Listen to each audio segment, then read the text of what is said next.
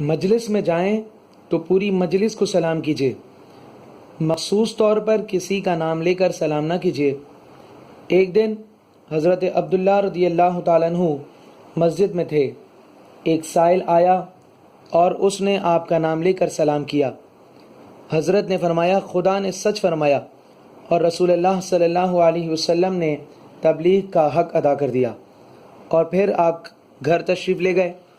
لوگ انتظار میں بیٹھے رہے کہ کب حضرت عبداللہ رضی اللہ تعالیٰ عنہ واپس آئیں اور ان سے ان کی اس بات کا مطلب ہم سمجھیں۔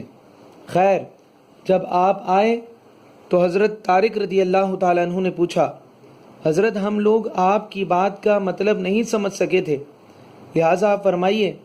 تو آپ نے فرمایا نبی کریم صلی اللہ علیہ وسلم کا ارشاد ہے کہ قیامت کے قریب لوگ مجلسوں میں آنے کے باوجود لوگوں کو مخصوص کر کے سلام کرنے لگیں گے، لہٰذا اس سے بچنا چاہیے۔ آداب مجلس کا یہ ہے کہ جب مجلس میں آئیں تو سب کو سلام کریں۔